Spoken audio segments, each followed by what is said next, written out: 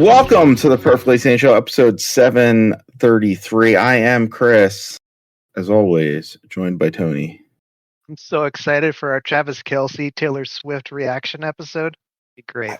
Yeah. How do you guys feel about their engagement? I am super pumped, guys. The most excited I've been. It's the American royal wedding, so or something. That's what I heard. I don't know. Jeff is here. Hello. Jeff has big thoughts on Taylor and Travis getting. Oh getting yeah, married, it's consumed. So. It's consumed my thoughts for days. I feel bad for all those NFL players because they announced this on cut day, and like all of these transactions are happening, and it's like, oh no one gives a shit. We're not going to talk about that. Yeah. Going to talk about a tight end that has like a year or two left in the league, right? And his billionaire girlfriend, who is legitimately the biggest pop star in the world, but right. I'm sure they're perfectly nice people. I wish them well. Yeah. I don't want to talk about them all the time and hear about them all the time. I got to see her this last weekend. I saw a facsimile of her. Yeah. I was surprised though.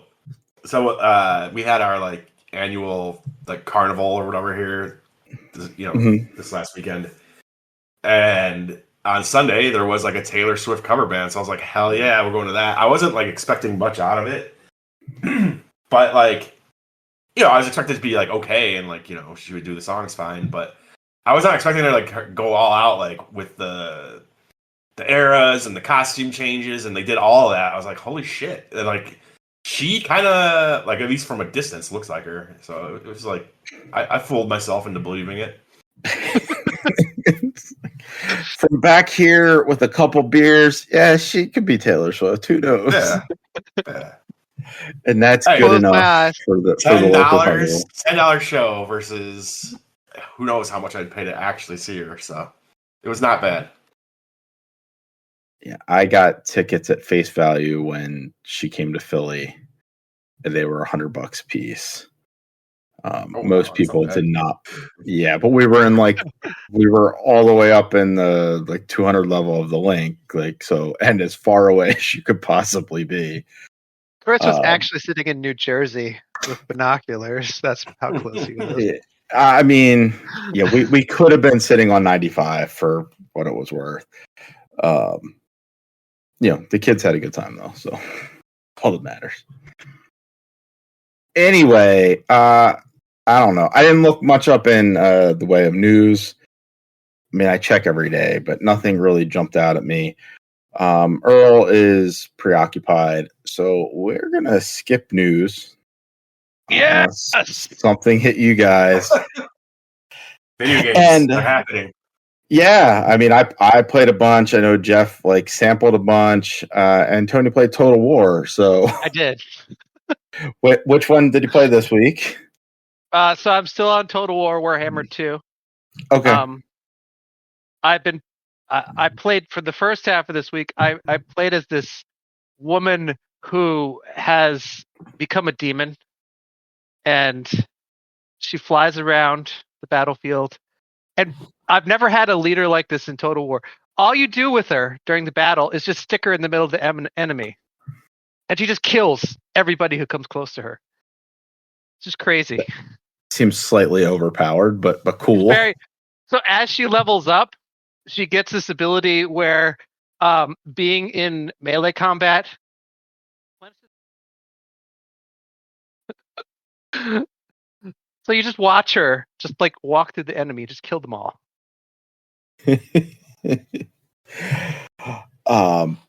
Anything else going on in Total War, Tony? A big update came out today. So I've actually ended that other campaign. Now I'm playing as the Lizard Men because they updated the Lizard Men and the Tomb Kings. Nice. The Lizard Men are cool because they're they're lizard men, but they also have dinosaurs, and giant monster things. So, but I'm not far enough to get those yet. But I will get there. That's up the tech tree though, eventually. Yeah. So get it, and they are they don't spread quickly. And that's kind of like supposed to be the lizard man thing. They're cold-blooded. They do things very slowly. Yeah. But once they finally get up that tech tree, their units are very, very powerful. Even their lower level units are like very strong in combat and last a long time. So it's not like as you're going up there, you're like, oh, I'm getting overwhelmed by all these factions with better units. Because your lower level units are basically the same as their mid-tier units. Right. You got like some hard skin able to take up some damage. So yeah, they That's also cool. their faction. I'm playing as, I think his name is Lord Mazumundi or something like that. He's this giant frog dude who like floats around on this platform and casts spells that like absolutely annihilate everything he comes into contact with. Once he levels up, because like I was fighting the first battle with him where he's level 1, and like so he only starts with one damage doing spell, and it's like this bolt that goes right at the enemy and then explodes. So I fire off this bolt. There's this one tiny tree sticking up in the middle of the battle. It hits the tree and just disperses. I'm like, what the? You're useless. What is this? I move him like a little to the right, and I wait for his cooldown period to end, and I cast a spell again. And he hits a different tree. I'm like, you're supposed to be my most powerful unit, and all you can do is hit trees with your spells. It's like if you were fighting trees. Yes. Yes. You'd be on track, but like are you able to aim where, or just like you attack now and he like that unit like fires off somewhere? So for that particular spell, you pick a unit and the bolt goes at that unit. Mm-hmm. Once you level that spell up, I've noticed that it goes right through the trees. And then the explosion on the other side is quite deadly. But level 1, like that little 3-foot wide tree, too much for the spell. It's taking it out. That's amusing. Also, I could see how that's frustrating. Like, I don't have line of sight on the enemy because my stupid spell can't go around a tree. And it's annoying because the first battle of the game is supposed to be like the intro battle. Mm-hmm. It's supposed to go well. Yeah. Because that was happening, it was not going well. Yeah, they normally want you to feel powerful, and then they like fuck you over. Yeah, because I don't know why they set you up against this faction Slanesh, which are the seducers of the world. So like they're all like their units are all like shirtless dudes, and like people who say very provocative things while the battle's going on. It's pretty funny. One of the things that they do at the beginning of the battle, though, is they seduce one of your units to their side. So, like, you see their army all arrayed, and then there's one of my javelin throwing units is just sitting up there waiting for me. Like, I have to kill you too. Kill my own guys. That's funny. Anything else besides Total War, Tony? No, just so much Total War. That's okay. Lots of Total War is fine. I'm waiting for NBA 2K, which unlocks at midnight. Okay. Because I did get the super, not the 150 version, but the deluxe edition. Version. Yeah. So I get the week of early access and all the bonus VC and all that stuff. Yeah, they give you so you can like set your player up, right? Like, yeah. So you're not. So instead of starting at level 60, he'll be like 75 or 80 or whatever. That's good. Jeff, you've played a lot here. Yeah. I mean, a bunch of different stuff, but I completely forgot that I saw you had played Retro Realms Halloween. Yeah. I even bought that shit. Thoughts? I've only played like 1-1, 1-2, and 2-1, and I stopped at 2-2. It's about what I expected, I guess. Yeah. I don't know. It's I really wish like I had just waited till like it actually went on sale, but it just doesn't seem like it was ever going to do so. So whatever. I don't know, dude. Did you play through that whole thing? I did. I played through that one, and what's the other one? Evil Dead, or Army of Darkness, whatever the other one they have. I played through both. I mean, they're side-scrolling action games. Yeah, but like, just the Halloween one makes like 0 sense because it doesn't make a whole lot of sense. Like you're not Michael like killing like people, like you're Michael like escaping from the insane asylum, killing crazed people, and then you're like out on the street or something, like killing monsters and stuff. Like it's weird. Do you remember you have an overlord? Yes. There's like a a demon that is like directing Michael Myers on what to do. Just like, okay, I don't remember that in any of the movies. That wasn't even in part 6. What are you talking about? There's some funny stuff if you keep playing through it. Like, I don't think it's too difficult. I was getting annoyed in. So I'm in level 2. It's Phelps Garage, and it's a bunch of like conveyor belt type things. Yeah, and I was getting like the thing that's annoying is that there is some checkpointing, but like the stretches are too long. Like the levels are kind of too long, and they don't put enough checkpoints in there. So it's like you can go for minutes, and then get set back minutes. And after that happened to me a few times in 2.2, I was like, I'll come back to this maybe closer to Halloween. I don't know. It's okay. There's a boss fight where you fight Lori and Dr. Loomis. That's just absurd. I think it's the third level. It's like 3.2 or 3.3 or whatever. It's so stupid. It's like this is a classic type video game, and yeah, if you were going to make a Halloween like Nintendo Entertainment System game, this is probably what it would be, or a Super Nintendo Halloween game. It would be that. It makes no sense why you would be fighting Dr. Loomis, who's tossing grenades at you. but yeah, I think the Evil Dead game honestly works a little bit better than the Halloween one. But for the novelty of playing a platformer as Michael Myers, I found it fun. Yeah, I mean, that's why I got it. But yeah, I wasn't expecting much, and I pretty much got what I expected. But we'll see if I ever finish it. I do hope because like the concept is like they're gonna like fill out this arcade. So it's like and currently they only have the 2 games. I do hope they add more. Like hey, give me like a stupid Hellraiser 2D game. Give me a Texas Chainsaw 2D game. Like they're dumb, but I would definitely play them. They're not worth what is it, $25 or something like that? I think it was 20 for me, but I think that you're right that when it came out, it was 25. I think they just permanently changed the price to 20. Yeah, even 20. I agree. It's a bit much.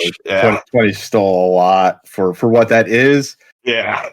10 is probably better, and 5 is probably the perfect price. But exactly. Fuck, I'll fill out the whole arcade if you give me a bunch of $5 ones. That's fine. Exactly. Yep.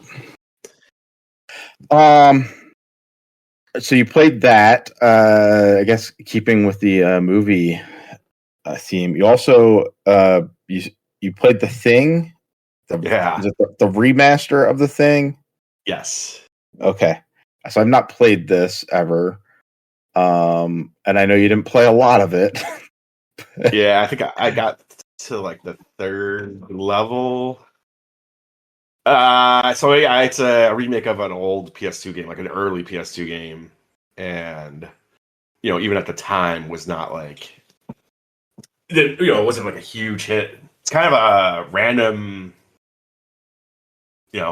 choice for a remaster, but this studio, Night Dive Studios, is like known for picking out these kind of like obscure games and doing really like solid work on remastering them. I can't really speak to that too much because like I never played it back in the day, but like playing it now, it feels very, very old. It feels ancient. Like it is just like I think I said to you, Chris, that like having lived through that era, I kind of remember games being like this. Yeah. You forget though, because like you go back and you go, wow, like games are like really advanced from this time. I couldn't imagine a younger player like being able to play this and having any sort of fun. It just feels way, way too dated.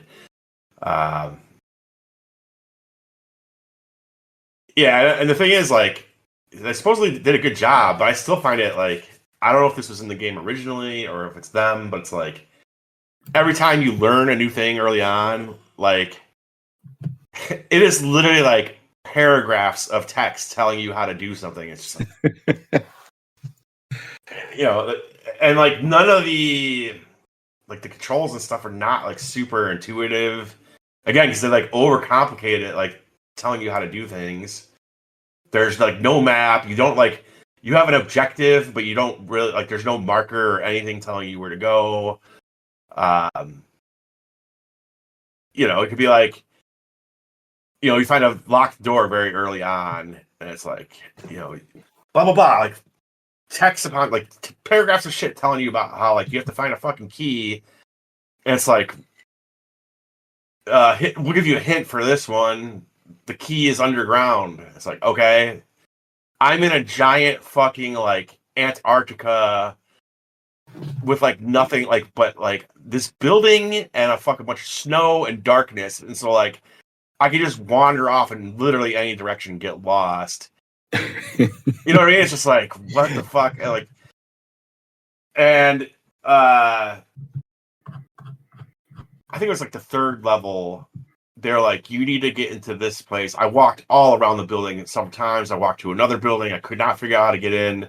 One of my squad mates, he kept getting too scared, and like you could supposedly like calm him down somehow, but like I was like, I don't know. You want bullets? Like, what do you want me to do to calm? Like, I didn't know how to calm down, and every time he would get so upset that his head would explode, and he'd just be dead. And I'm like, all right, I'm down a squad mate. I guess I should explain what this is, kind of, because like you kind of expect it to be just like a Resident Evil clone, which it's not really. It's like a third-person squad-based shooter, but then like it has like survival horror elements of like limited ammo, limited health, limited like or you having to find keys to get into shit. So like it has like elements of both, but it's like you do have to learn all these like squad mechanics, which again, after a few times getting stuck in the third level, I couldn't figure out what to do. I was like, this is not like good enough for me to like get over the hump. Like I was close. I was figuring things out, but I'm just like, dude, I have a million other things I could be playing, and this just feels old as shit.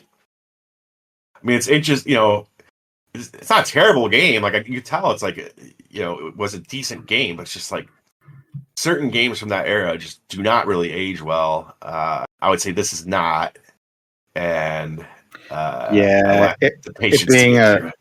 it's like a third person shooter with squad mechanics, and like we've come so far from like pre Gears of War third person shooters. I was gonna say this is pre Gears of War.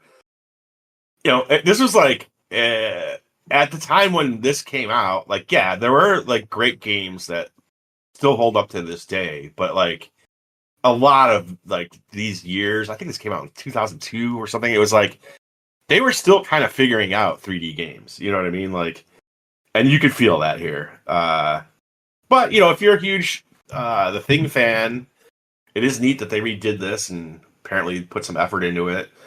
And if you look up like a video of it on YouTube, you'll see all these comments from people who were kids when it came out and like, oh my god, this was my first horror game. I love this game so much. So like, it does have like a cult following, but it seems to be mostly people that were new to video games, that like were kids at the time that this came out, which I was not. And again, I don't have the nostalgia of having played it back in the day. So They should keep doing stuff like this, though. Give us the Suffering 1 and 2. Yeah, like Night Dive is pretty good at that. They've done some weird shit. Like, I just think to like completely fix this, it would have to be a complete redo. Like, you know what I mean? Like, right, like a complete remake, and they probably did what they could while respecting what it is. You know. Yep. Yeah, it's listed as just a remaster, so they literally probably just cleaned it up a bit and made the controls work better. Somewhat better. Yeah, I don't know. It's still a little clunky in that regard. Of just like, you know, when on screen instructions show up in games nowadays, they're usually like a sentence long. Like they get the idea, and this is just like, dude, I'm not trying to read a book here. What is this? Like it's like they're overcomplicating shit. It's just like, you know, you can just feel it was video games still figuring out how to be that type of game. But it's funny that you would get like paragraphs for them to be like, I'm serious. You have to find a key. Yeah. And it's like underground. You're like, no shit, the door's locked. Like, yeah. I could have figured that out. Could have just said door locked, and I would have been like, okay, I probably need a key. Yeah. Yeah, it is funny that like that was still stuff they were figuring out then, that they could just, hey, we could lock a door and you push up against it, and if it jingles like it doesn't open, like, you know, you got to go find a key for it. If it doesn't do anything, like that's not a door you can use. Yeah. I guess jumping off of that, because we did mention Gears, for the third time, Gears of War has released. Gears of War Reloaded came out this week. Has it only been 3 times? So the original in 2006, and they remastered it in 2015, and now this is a remaster of the remaster.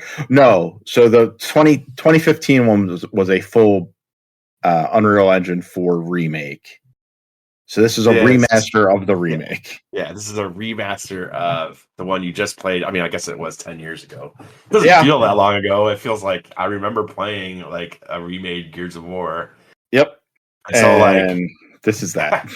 Well, that's why I was like, do I really want to play? Like, I'm not the biggest Gears of War fan, but I was like, you know, it's on Game Pass. But I was just like, I've played this game. Like, you know what I mean? Like, I don't know. I think I'm good. And yeah, you have played this game. It's like some weird stuff I noticed playing at this time that I don't remember from the original, and I don't remember from the remake 10 years ago. Dom is now voiced by Travis Kelce. It's amazing. I mean, that's a weird thing. Yes. No, like the first level, like the first act, you have you're not in charge. Like Marcus is a private. You're following this Lieutenant Kim. He's like the guy who's in charge, and he has to like unlock these doors for you. Well, in the original and in the remake, you know, he would hit his mark, he'd go up, he'd unlock the door, you'd walk through. Now he's just wandering around, sometimes like stuck behind a bookcase, can't figure out how to turn the corner. It's like I'm like waiting for him to do it. It's like some of the AI is fucked up in this remaster. It's the previous ones. Yeah, it's like this did not play like this before. I've never seen like weird pathfinding from your characters before. So yeah, that's the only difference. It plays pretty much exactly like yours. No, it's not great. Difference. No, it's kind of terrible. It's like, what are we doing now? Like now he's dead, so I unlock everything. Like as I'm going through. But yeah, like in the early going where you're waiting for him to open doors, and he's just like, I don't know how to get out from behind this bookcase, guys. I'm just walking in a circle. So at one point I was there, he's like, pick up these guns. So like I go pick up the Hammer of Dawn. And then I'm like, all right, I'm ready to go. And when you do it in the original game and in the remake, when you pick up the Hammer of Dawn, he walks over to the door and opens it. Well, this time, like, I didn't even see him. I didn't know where he was. So, like, you're in, like, this library. So I just start walking around, and Coltrane is off on the corner. So I, like, go over by him. And I just see Kim walking around in a circle. Like, you can't figure out how to get over to the door. And I'm like, Jesus Christ. But, otherwise, that game's still fun. Like, the shooting, and it was great then. It still works real well now. I don't think anybody has done the active reload quite as good as they did. Yeah. Like, that's still really fun. But yeah, if you're like, I like Gears, but I don't love Gears, like, you could probably skip this one. It is now on PlayStation, I guess, so if people want to play it there. I mean, it's on Sony Game Loyal, who've never played Gears of War. Yeah. And this is maybe not, like, because I mean, it's almost a 20-year-old game at this point. Like, it's not the best iteration of Gears to, like, bring to the forefront. And then with this weird pathfinding, people are gonna be like, this is what people really liked on Xbox 20 years ago. Like, there's something wrong with Xbox. I guarantee you it holds up better than the thing. I'm sure it does. The other thing about it, though, is I think it's going to be weird. It's like Gears 1 did not have Horde mode. This does not have Horde mode either. So all there is the competitive multiplayer, which is not friendly to newcomers.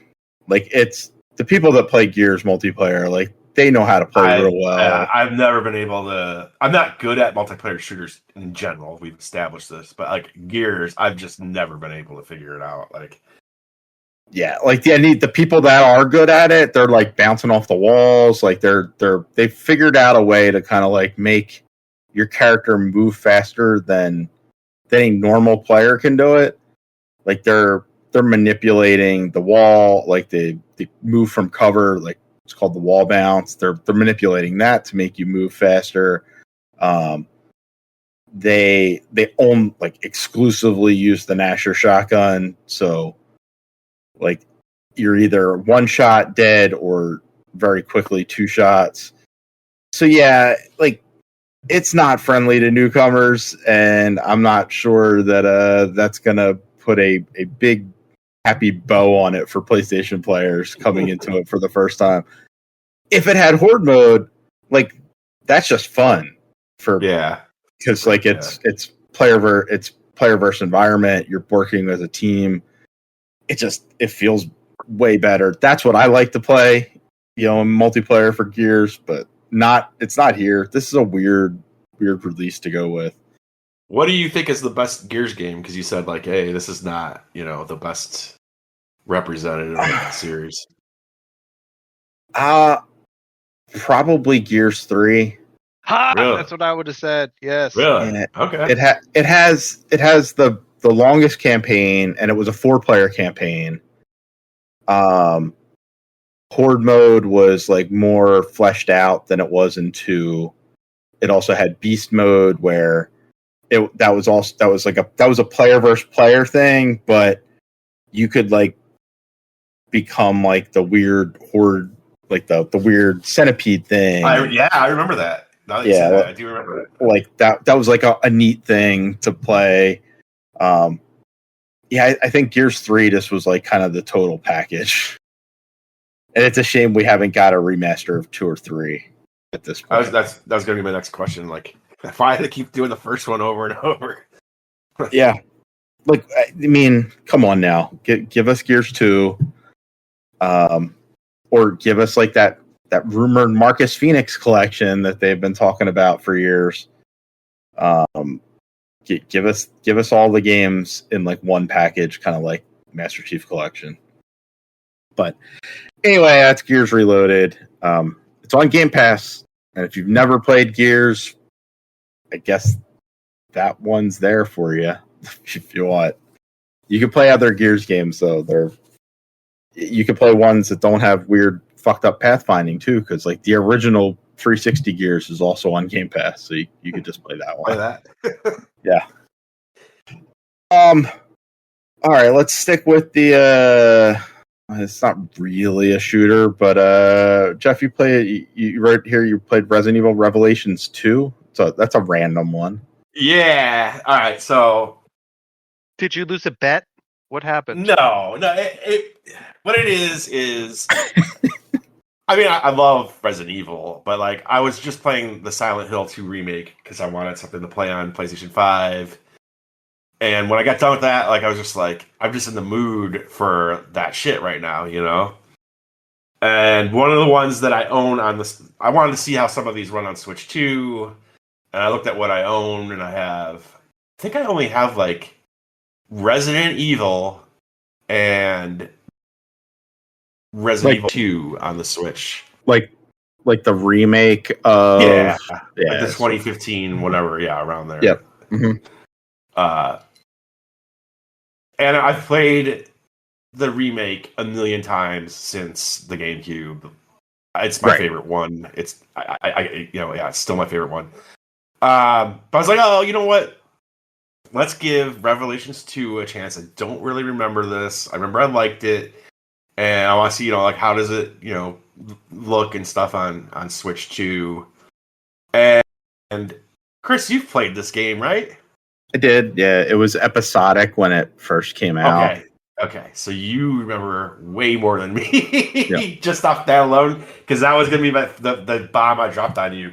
But I guess you remember that. I did not. So I'm playing it, and it does, it's like basically 1-1-1-2. You play as Claire through a level.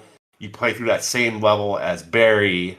Yep. And I'll get to the end of that, and it's like, next on Resident Evil Revelations 2. Like, it literally does, like, you're watching a TV show. And then when you start the next episode, it's like, previously on. So I was like, I'm Googling, was this released episodically? Yep, sure enough, it was. Yeah, and I did not. It was done the right way, too. Like, all the episodes were done. They released them, like, it was, like, either one a week or one every other week. So, like, you weren't waiting. But like the TV style presentation of like next time on Resident Evil or like last time on Resident Evil. Yeah, it's like it was a neat like touch, but it probably doesn't work if you're playing it now. 10 years later, all together as one package. It's a weird game, dude. Like I don't know if you remember much else besides that, but like it's like a fake Resident Evil. Like again, I remember liking it, and I'm not hating it. But it's just like, it's so fucking weird. First off, it seems like it was designed for co-op, because like you always have someone with you and you're swapping between them, kind of like in Resident Evil 0. Yeah. So like it seems like clearly designed. This was meant to be 2 players, and I'm just playing it by myself. There's no map, which is like, I don't know, man. That's like like if you don't have a map, you're not Resident Evil to me. Like what the fuck? It's kind of a staple of it. Like I think I found a map at some point, and I was like, oh hell yeah! And it does give you like a mini map up in the corner, and I'm pressing every button trying to figure out how to open the map. Go to Google. There is no fucking map. Like that's it. That you find a map, it's the mini map, which you can't tell shit looking at that. I'm trying to think what else is like weird about it. There's a few, like there's things that are just like, what the fuck is this? Like this just doesn't feel true to the series. Or even Revelations 1, which was like Revelations 1 was very disjointed. Like you would play a little bit on the boat, and then there'd be flashbacks to doing like other stuff, or you play with the people that were like in Antarctica. But and it was very much like kind of TV presentation style, but that one at least felt like a Resident Evil.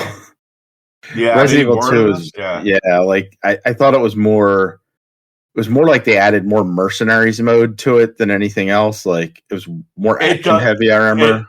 It feels like a cross between like traditional Resident Evil and mercenaries mode, which is like a weird mix. It's not like terrible or anything. Like I'm enjoying it.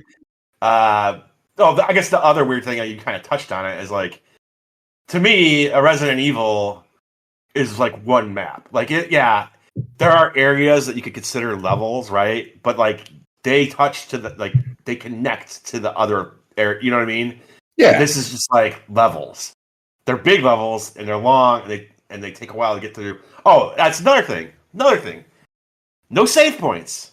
It's all checkpointing, like automatic checkpointing. So it's like the things that you like expect out of a Resident Evil game or survival horror map, interconnected, like, you know, giant map. Well, the saving, points. Save point is like it's almost like a resource management thing. Like, you know what I mean? It's like part of the genre, and this just kind of like tosses all that aside to do like a kind of actiony game. It's not terrible, but I find the levels to take a long time to get through, and by the end I'm feeling like pretty annoyed, and I've been walking around with the screen red half the time because I ran out of fucking healths and whatnot. But you know, I don't know if you've ever revisited it or you ever will, but it's okay. It's like if you already own it. Also, all the Resident Evil games are always like $6, so it's whatever. They are perpetually on sale. Yeah. I actually went onto the eShop because I saw a bunch of them on sale the other day, and I was like, you know what? I'm gonna play something else. And they're not currently on sale on the eShop, but I'm sure next week they'll be $6 again. Like it's just always. It's like it kind of sucks too because like on Xbox, I basically own all of them. There's nothing left for me to fucking buy. I just see them all the time. I'm like, yeah, that's good. It's a good deal if you don't already have that. Well, now you're playing more on your Switch too, so you can rebuy them for. Yeah, exactly. That's what I'm going to do. But what I did also today, and I've not played it yet or anything, and I've played it a million times. I was like, I'm loading up that game card for regular Resident Evil. I could play that game over and over. So like, I think when I'm done with Revelations 2, I'll do the original remake. You need a palate cleanser. Yeah. Well, I guess we'll just stick right with that. You mentioned Silent Hill 2. Mm-hmm. Did you finish Silent Hill 2? I did. Yeah, I like over the last week. I'm telling you, all these games I've played, and like the hugest chunk of my time was spent playing Silent Hill 2 and Thousand Year Door. So yeah, I did wrap up Silent Hill 2 on PS5, and hey, it got me in the mood to play more of these types of games. But I think I said this last week or whatever. It's like if I had to choose between that and pretty much any Resident Evil, I would choose any Resident Evil over it at this point. Fair. There are things I don't like about Silent Hill 2, and it was a game that blew me away. It blew me away back when I played it originally. So like, I don't know if the camera change was detrimental here or other changes they made were detrimental, or it's just like my tastes have just kind of zeroed in on Resident Evil more. But one, I think the most annoying thing about this game is that it might look good. I don't know, because it's fucking so dark all the fucking time. It's like they think that's scary that I can't see anything, but it just really, really annoyed me. Like, I don't know. You know, you played this last year, right, Chris, when it came out. Like, did that bother you at all, or did you notice that? Like, literally, you're in the dark for like 90% of the game, and you can't see shit. Even when you're outside, you can't see shit because all the fucking fog. So I agree with you 100%. I think most games are too dark, and I'm always turning up the brightness. I should have messed with it. Games. Like, I always like. It's like they give you that. Lots of games, not every game, but lots of games give you that like little like, here's 3 images. This has that too. Yeah, and I'm like, they're like, make the one on the left. Yeah, they're like, make the one on the left, like so that you can't see anything. And I'm like, no, I'm going the opposite way. Like, I want to be able to see that image. And for me, for how I play, like, I want to see the detail on stuff. And sure, maybe it doesn't make it as scary. I don't really find Silent Hill 2 all that scary anyway. And I can see the artwork that they did in the level. Like, you know, it's still dark, but I can see furniture and stuff in there. I just think that, again, I know some of this are like hangovers from like when the game's originally released, and they would do things to mask the limitations of the hardware, like the fog and stuff like that, right? Yep.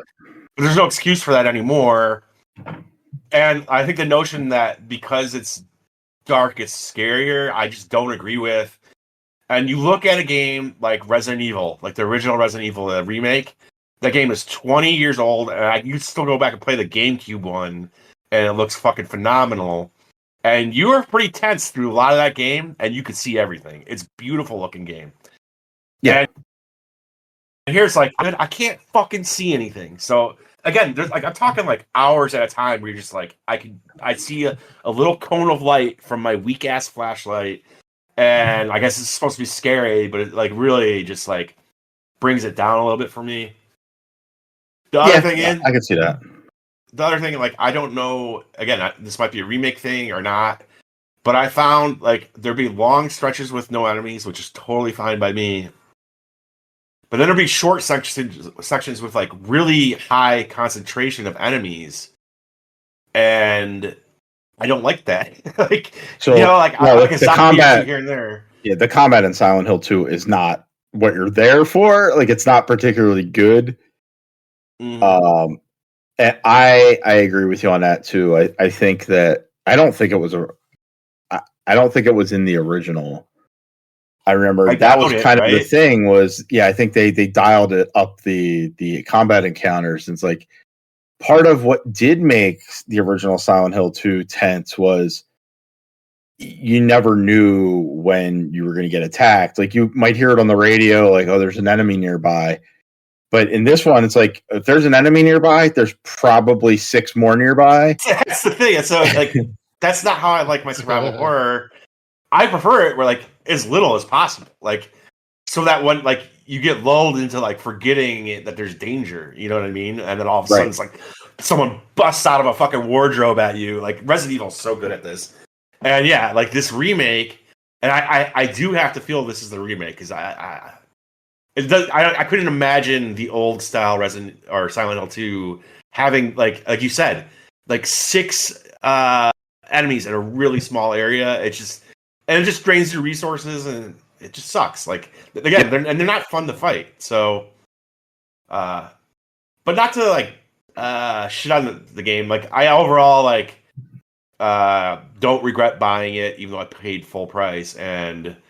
Didn't regret like playing through it again, and it got me in the mood for more, survival horror. But it's just for me, it'll always be Resident Evil, as goofy as it is, over Silent Hill 2 or any Silent Hill. Despite the fact that Silent Hill is like thematically more like, I guess, interesting or serious. Yeah. Resident Evil is just like kind of like a horror roller coaster. Silent Hill tries to tell a more like, horror story, I guess. Like 2 is a very like, if you're looking at it, narratively, I'd say it's important to the history of video games. Like I think that, they're attempting something there that's much more mature than you'd expect at the time. You know what I mean? Sure. So yep. But again, it's like I already know all that shit, so it's like none of that's gonna surprise me this time. But yeah, it got me in the mood to play more. It actually made me want to go watch the Silent Hill movie, which is fucking streaming nowhere, dude. No, really. Like you could pay for it, but like it's not like I'm subscribed to a million things. I figured it'd be on something, right? Like it's just not. Oh, and that's probably. I wonder. Do you know what year that came out? I'm just like 2005. Oh, so we got a little bit of time.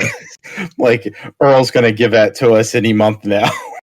And did you guys know that they're doing they are doing a new one? Yeah, Christopher Gans. Yep. He's only done like that and like nothing else. Yeah, I mean he's done some stuff, but nothing Like he did Silent Hill in 2016, and then some weird French film, I think. And yeah, he hasn't done anything in 20 years. What's Silent Hill 2016? No, in 2006 he did Silent Hill. Okay.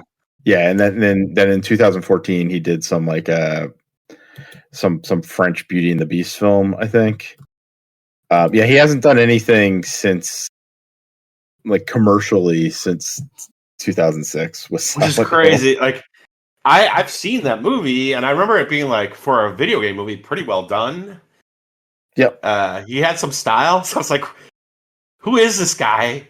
Where did he go? What's he doing? I'm like, now, over 20 years later, he's doing Silent Hill 2. Like, what the fuck? Okay, whatever.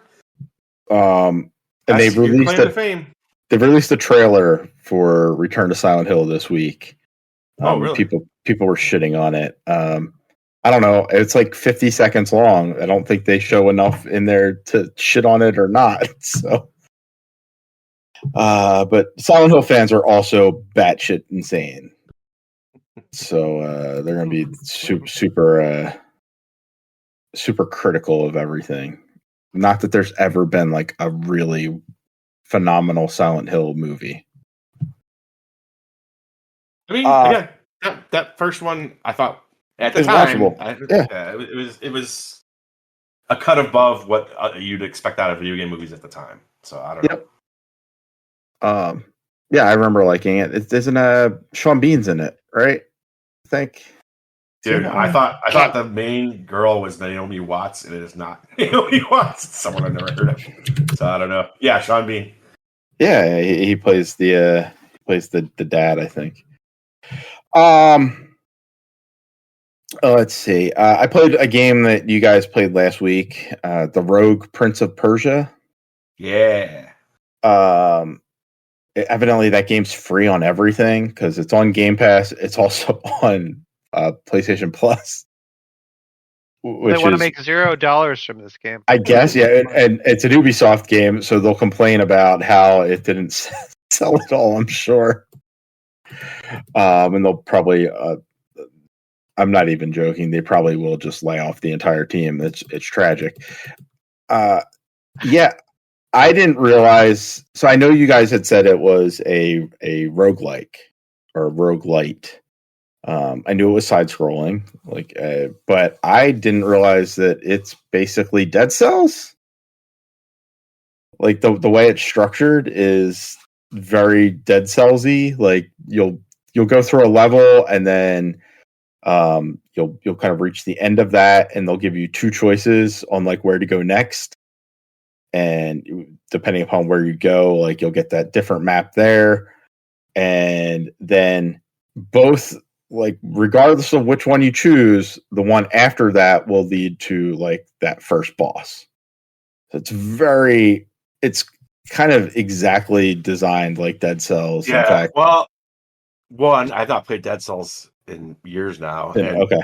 And I don't know if I got far enough in Rogue Prince of Persia to even be introduced to that. Like, okay, I played very little of it. I liked what I played.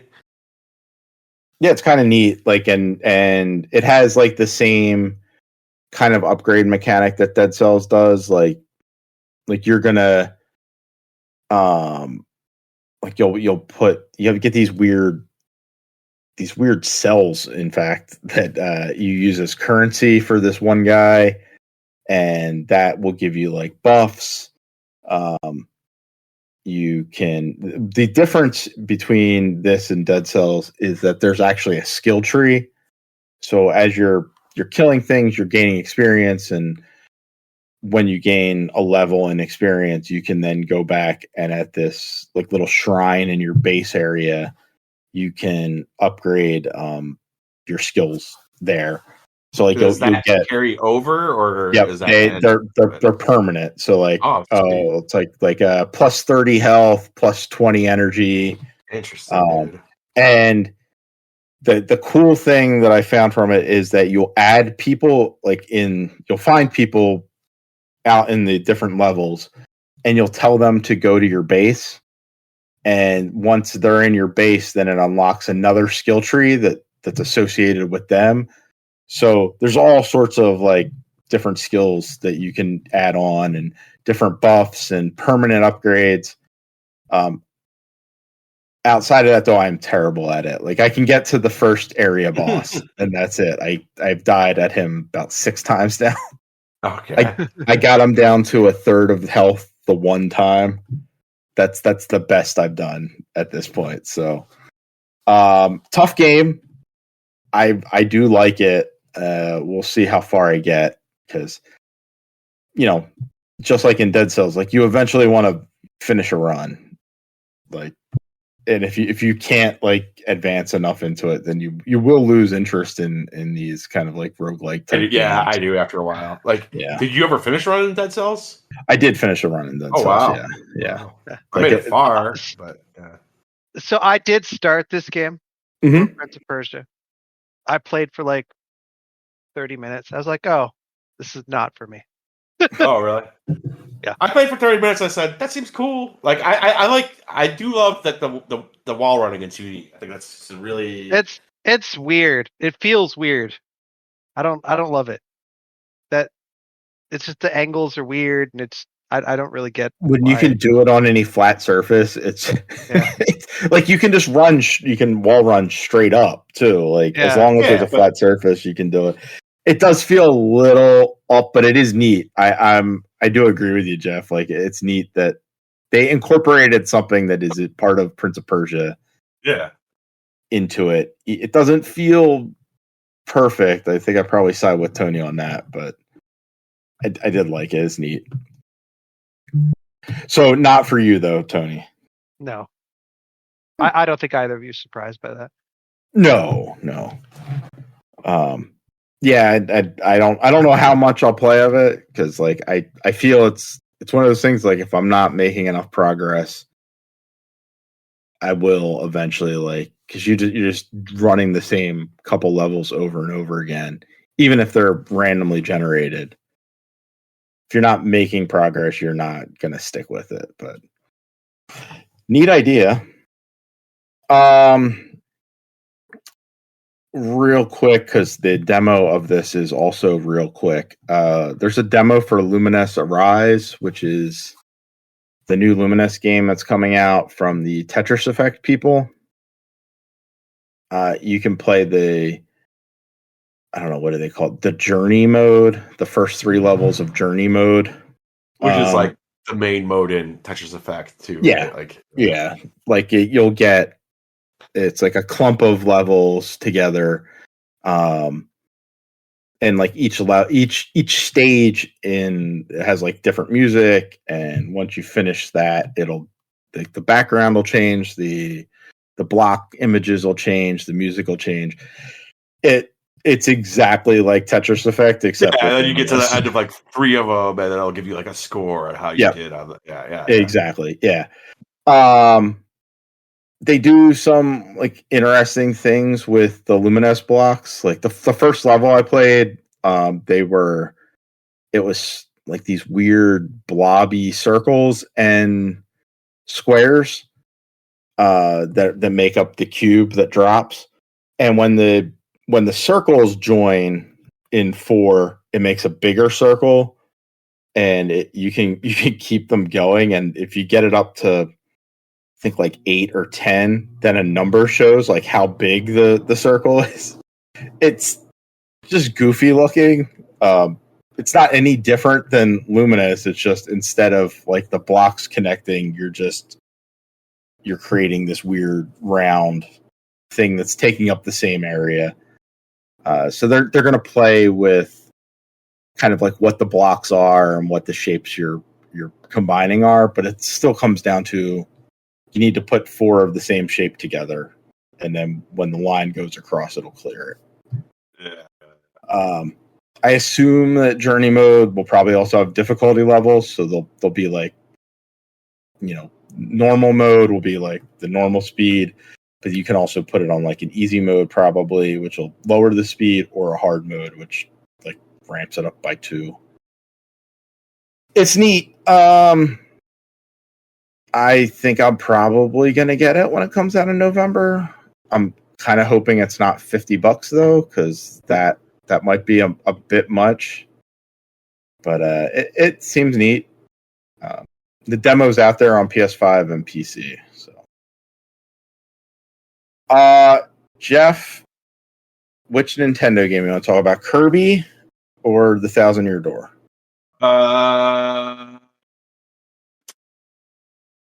Well, there's not too much to say about Kirby, and I've only played a little bit of it, but we don't have to dwell on either of these. I guess the 1,000-Year Door. That's the remake. You're playing the remake, right?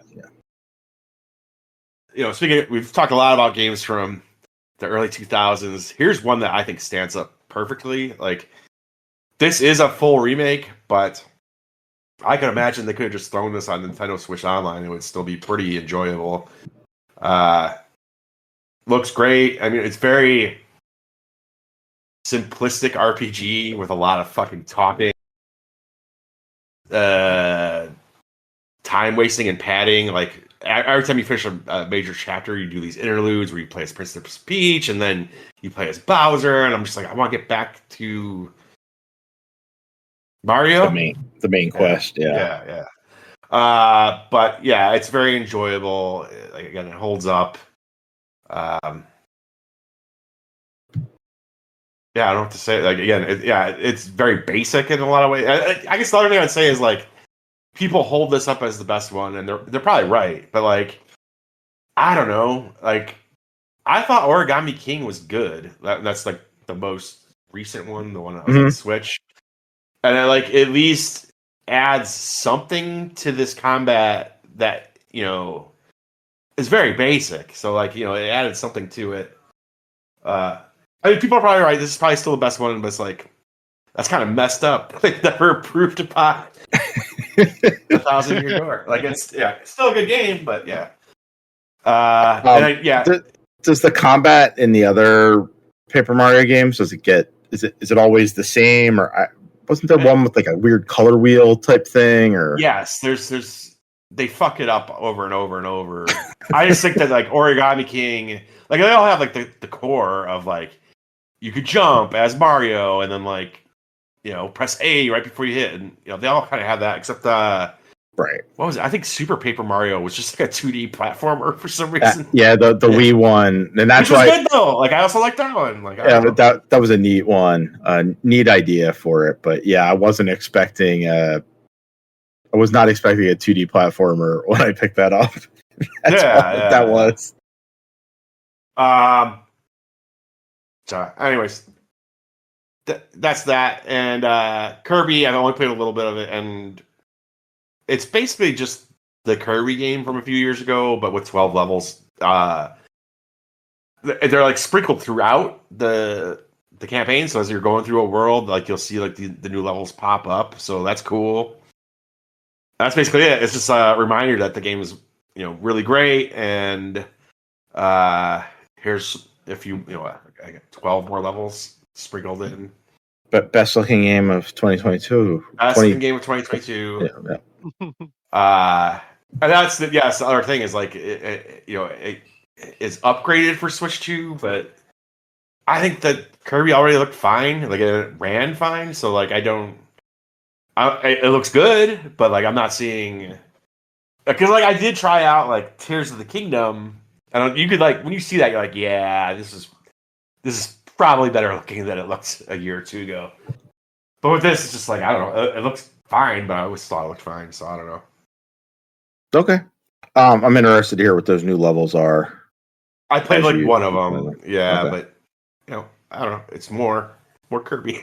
How much is that DLC? $20. That's not bad, I guess.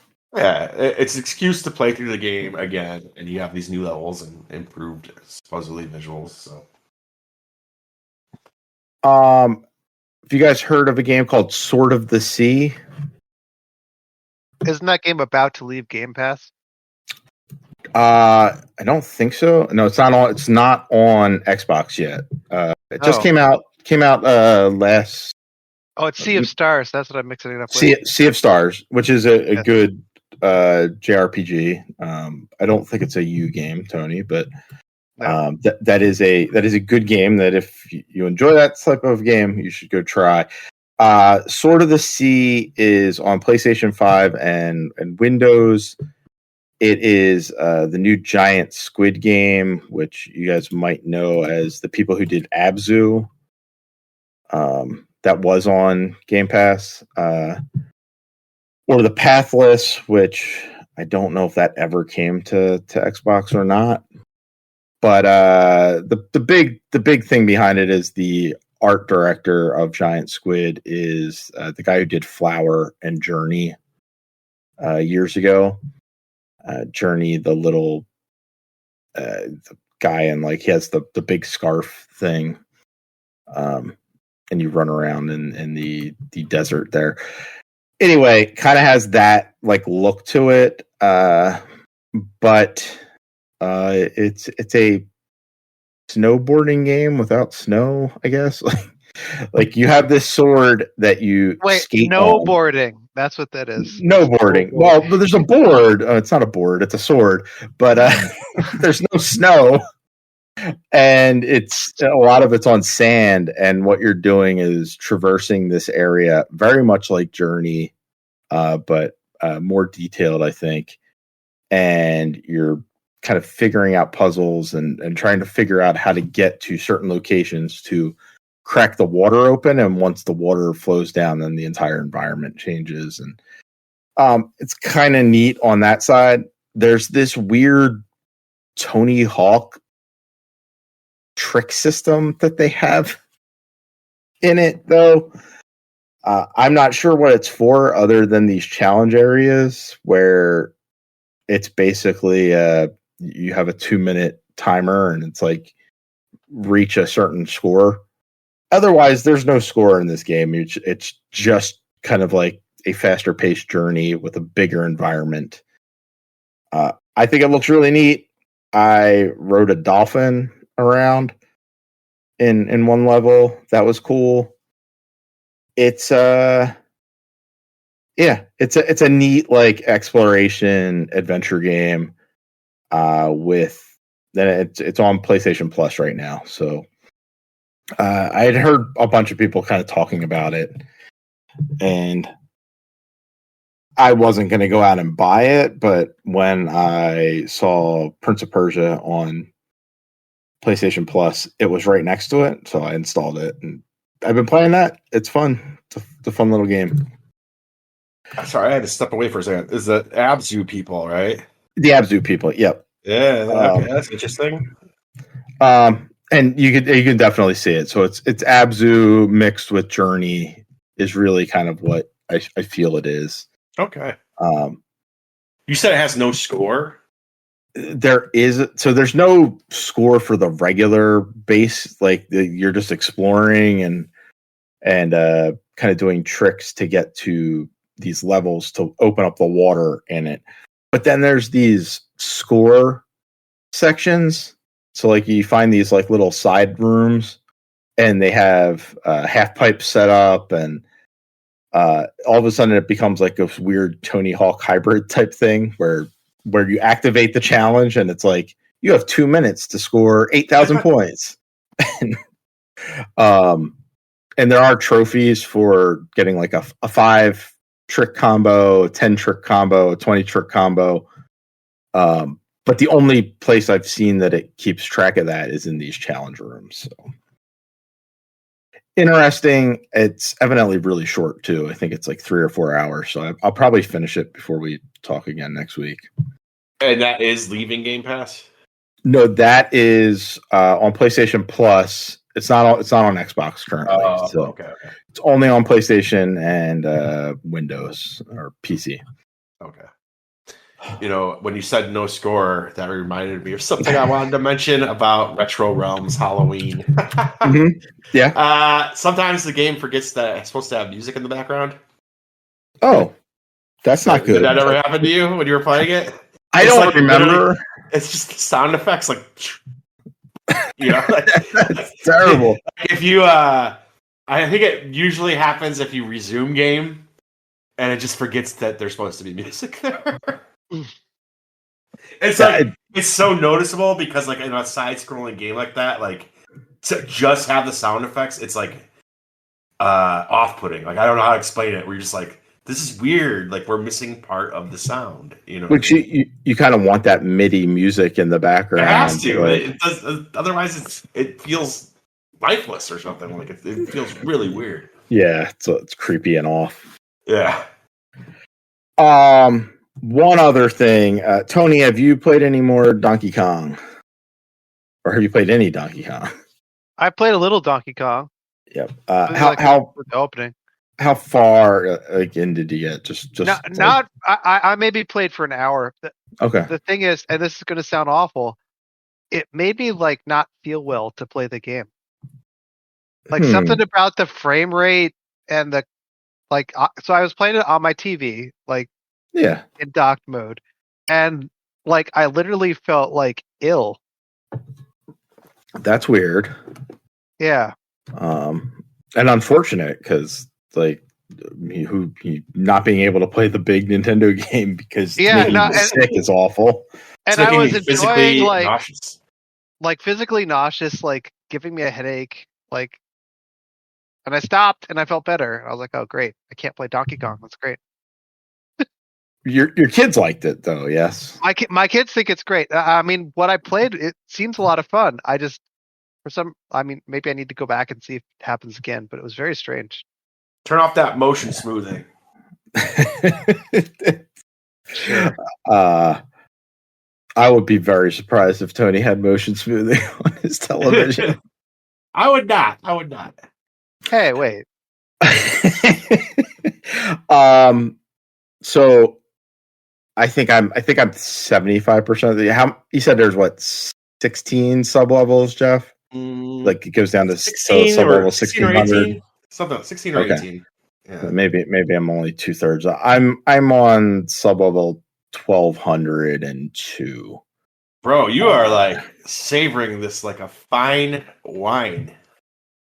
Yeah, well now I think I've hit a point where it's like, so I was just kind of like, playing along, getting bananas, and now I'm just like, I just want to go. So now I'm just doing like the main objective. Like that's how I get pretty much in every game. Like at the beginning, I'm like, oh, I'm going to scour the whole level and get everything. I do that, like I'm doing that at Kirby already, right? I would say I'm going to get everything, and I'm like, yeah. As it goes on, it's like, okay. Yeah, I think I hit that point in Donkey Kong where I'm just like, I want to just kind of like, if I'm close enough and there's a challenge room, maybe, but I'm not going to go look for those challenge rooms anymore. Yeah. The bananas, like the skills that you get from the bananas, I don't know. I like maxed out my health. I maxed out my strength. Like the other stuff just seems like extra. Like it's not necessary for you to fill that stuff out. I'm not finding it too hard without like some of that stuff. So yeah, I think I might just mainline it from here. There was a weird, I think it's level 1100 where it's this weird race with Diddy Kong and I can't remember the girl. Dixie? I want to say, yeah, I think that's it. I was going to say Daisy Kong, but that's not it. I don't know. It's this weird, like you're on an elephant. Like, I didn't like that level at all. I thought that one was terrible. There's a race where you play as Diddy Kong? No, you go, so you come down, I think it's like after the storm level, and you get to this sub level, and you have to, if you go to where the exclamation point is, it's Diddy and the girl, and they're like, hey, we're running this race here. You should race us. And you have to beat them in a race on this elephant to get to the next level. It's like a 3-lap race. It's not fun. It's like this is bad. But now I'm in this like where I got the snake bonanza. And that one seems neat. Like you could freeze time and you can finally double jump or charge jump and jump higher. So like, yeah, that stuff seems neat. So I've just done that. Now I'm on 1202. So I think I'll just be mainlining it from here. But yeah. I guess I already forgot lots of the game. Like it's literally, it's snap and you're done. So it's 3 laps and that's it. That's the only thing to do on that sub level. Well, the other thing you said, I got the stick bonanza. I was like, oh yeah, that was the thing. Like you could transform. Like this game I played a month ago. You forgot you could do all the different transformations. Dude, it's just clearly I've been busy playing games. I've been in a gaming mood, and that's like back in that's almost ancient history at this point. Like, I did come across a challenge room that was modeled after the arcade game, though, and I thought that was neat. Had like pink platforms, and really? Yeah, and like barrels were dropped down, and like you had to navigate up to the top to get the banana at the top. That one I thought was really cool. That's on the snake level too. Maybe I forgot it or never saw it. That would be weird for you to not see it because you have to it's like it. You don't have to do that room, but like you have to do something right before it, and then you have to walk through a door and like to progress to the next area. And when you walk through that door, there's a challenge room like right there. So it's like, all right, well, it's right here. Let me see what it was. And I went in. It's like, oh, this one's pretty neat. So, well, I'm going to have a fun time when I play that. Yeah, because there's so much in it. It's like, I did a ton in the front half, and I'm sure you did too. But yeah, there's so much stuff that I know I've missed. Even in the front half, I know I missed. Yeah. So, yeah. Donkey Kong, good time. Hoping to finish that up shortly in the near future, and hopefully Tony can play it without getting sick. That would be nice. I would love that. That'd be great. Take some medication. Tony has to take Dramamine to play Donkey Kong. Take Dramamine and turn off that motion smoothing. It'll be all right. Yeah. So we played a lot of games this week. Tony is out there still warring it up with all the Warhammer races. So, but you're gonna have basketball for us next week. That's right. Absolutely. All right. So we'll be back next week. Resident Evil, Twisted Metal on the table for us to talk about. Resident Evil to rank, and then Earl and I will have finished Twisted Metal's TV series by then. So that'll be on tap. Resident Evil the movie, like the first movie? Resident Evil the movie from 2002. Okay. That's the one that Earl said is next on tap. I might watch that. We'll see. I did, and hey, it's a bad Resident Evil. I've seen it. I remember it like watching it when it came out, and I was like, I don't know, like it's not good, but whatever. Yeah, it's you just never expected anything out of it. Like that's why I just lost interest in video game movies, because like you expect nothing and you usually got nothing, and so at least this one, I think if you weren't to call it Resident Evil, it would just be, it would be a low rent sci-fi action horror film. Yeah, and that's fine. Yeah, it doesn't really feel Resident Evil at all. Yeah, like at least based off the first game. I do like her. I'm like looked it up. I do love her little outfit though. Yeah, if you like that outfit, he ended up marrying her at some point. But he good job. He likes to just run her around with the skimpiest of clothing on in his movies.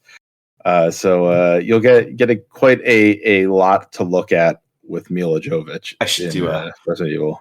I should do a whole series and drive my wife nuts. Just watch them all. They're something. We're currently doing Friday the 13th, like all of them. But better choice than Resident Evil. Yeah, but she has like looked at the screen maybe for 10 seconds out of the first 3 movies. Well, that's unfortunate. Yeah. These kids are addicted to their phones now, including my wife. Well, yeah. So Jeff, maybe sit her down and watch Resident Evil with her. Yeah, I'm sure that'll work a lot better.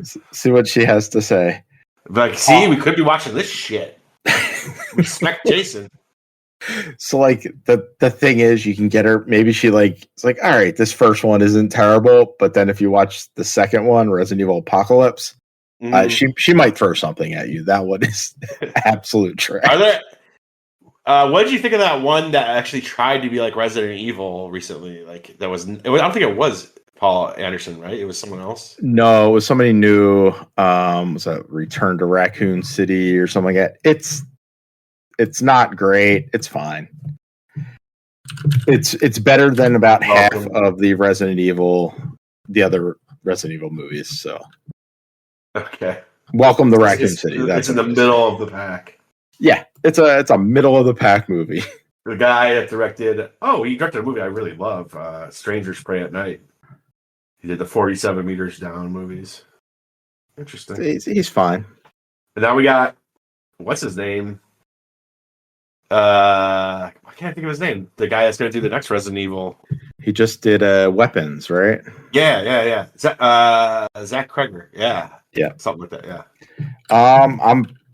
I'll give it this. Like I don't love what was his first film, the Barbarian. Yeah. It gets good. I didn't love it, but he at least does interesting shit. So I'll say this. I rewatched Barbarian after Weapons. Barbarian's pretty fun. It's a pretty fun movie. It's fun, yeah. Just like people are really going off about it, but yeah, I oversold it. But yeah, it's pretty fun, and we discussed this, but I thought Weapons was amazing. So yeah, Weapons is great. Barbarian. So like he's done interesting things. He produced Companion, which I really liked this year. I mean, he's definitely the most talented director that will be taking a crack at the series for sure. But absolutely, yeah. So I'm interested to see what he does with it, and we'll talk about that when he finally does. Probably in a couple of years. I think we're probably a little ways away, but yeah. All right. Well, we'll be back next week. Resident Evil, Twisted Metal, NBA 2K 26. Yeah. Fuck. It's numbers are going NBA up. 2K. Yeah. But we'll have those next week. Jeff, say goodnight. Good night.